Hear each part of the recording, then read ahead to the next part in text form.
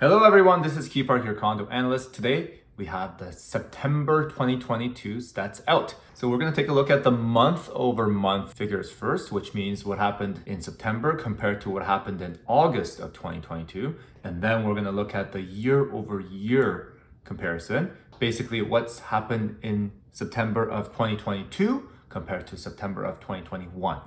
Month over month figures first. In August, there were 5,627 transactions. In September, 5,038 transactions. That's about a 10% decrease month over month. However, this is the good news. The average price from August was 1.079, and that has increased slightly to 1.086. That's about a 0.7% increase. Well, if you hear about 0.7% increase, that doesn't really mean anything, does it? But let's dissect it into different categories and see which category has performed and see if any specific category has outperformed compared to the other ones. So if you look at the detached homes, only a 0.8% decrease. Semi-detached increased a lot, 4.5%. That's a healthy increase. And townhouses, only 0.14, so basically no movement, and condo has gained about 2.7%. But let's just not stop here. Because my background is in analytics and data, I have taken the liberty of putting the information into a Google spreadsheet to track how they are doing month over month. So I've separated the 416 out with the 905 just to get a better picture and understanding of which areas are doing well for these specific categories. Detached homes have gone slightly down for 416, 3.8% decrease. However, if you see the semi-detached townhouse and condo apartments in the 416 area, semis increased by 7.4%. That's a huge increase month over month. Townhouses, 3.3%. This is also a very healthy increase. And condos by 4.4%. Whereas the 905 hasn't really moved much. Detached is only 0.24 decrease. Semi-detached 0.69. Every category is only a 1% change month over month. So all of the total statistics were actually driven by the changes in the 416 area. And these are some very healthy changes. Just to give you a sense for how things have progressed since last year to this year, this is area for Toronto only, and I'm only looking at the house category. From the beginning of 2022, the prices increased dramatically, climbing to their peak of 2.072. And then after the announcement of inflation and interest rate hikes, things have started to tumble down a little bit. By the end of July and August, we're seeing the actual bottom, and also in September, we're starting to see a little bit of health and life into the Toronto real estate market, which means prices are bouncing back again. Let's look at the townhouses. Townhouses, about the same story.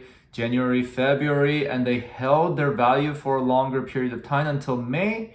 And then things started to tumble a little bit until August and coming back up in September.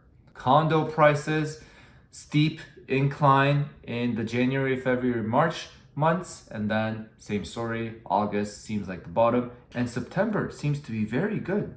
This like spike that's coming in September, and it would be interesting to see how things play out in the October of 2022. Let's now check out the year over year stats. Last year in September, 9,000 homes sold. This year, only 5,000. That's a 44% decrease in the number of transactions. Average price was 1.135 last year, 1.086 this year. Price is down on average 4.3%.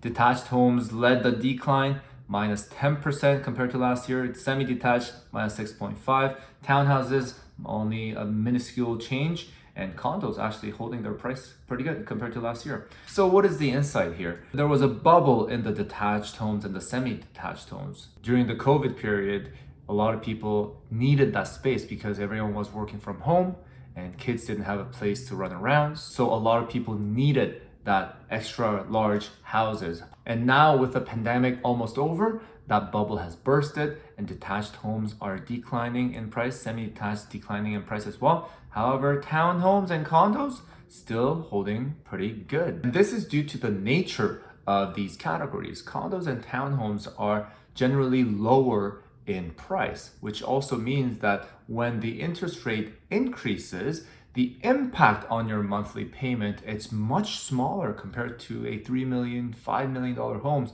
where their mortgages are in the millions, and a slight change in the interest rate can trigger thousands of dollars in change in their monthly payments. So if you're an investor, it's always better to be investing into the downtown core area, at least in Toronto, so it's easier to weather storms like what we're going through right now. Once again, my name is Kee Park, your condo analyst. My background is in data and analytics, and I graduated from the University of Waterloo doing math and accounting, double majored it. So I'm a bit of a nerd and also a numbers person, and I try my best to make sense of all these statistics that come out from the Toronto Real Estate Board.